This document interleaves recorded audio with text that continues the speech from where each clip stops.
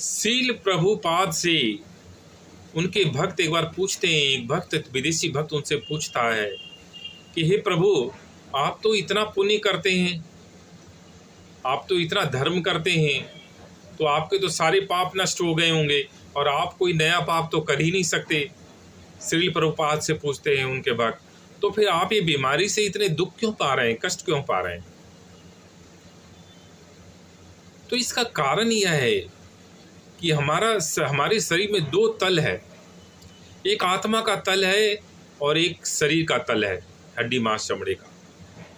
तो हम जो धर्म करते हैं, आध्यात्मिक ज्ञान लेते हैं, स्पिरिचुअल नॉलेज लेते हैं, इससे हमारी आत्मिक उन्नति होती है, आध्यात्मिक उन्नति होती है, हमारे ज्ञान में वृद्धि होती है, हमारे सत्कर्म में वृद्धि होती है, चरित्र में वृद्धि होती है, हमारा जीवन सुधरता है।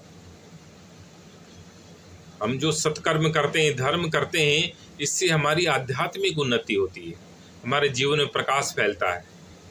जैसे कोई डॉक्टरी पढ़ता है, इंजीनियर पढ़ता है, तो वो उस ज्ञान में उसकी वृद्धि होती है, उसका जीवन सुधरता है। लेकिन शरीर तो प्रकृति का हिस्सा है, शरीर की तो अपनी गति होगी, वह बीमार भी पड़ेगा, बूढ़ा भी होगा, मरेगा भी, शरीर की अपनी गति है, उसका धर्म से कोई संबंध नहीं है। देवताओं ने भी जन्म लिया, अवतार लिया, उनको भी बूढ़े होकर मरना पड़ा, जाना पड़ा। बुद्ध भी बीमार हुए और उनको एक दिन जाना पड़ा। राम और कृष्ण को भी शरीर छोड़कर जाना पड़ा। तो ये शरीर की अपनी गति है, शरीर प्रकृति का अंग है, उसको तो नष्ट होना ही होना है।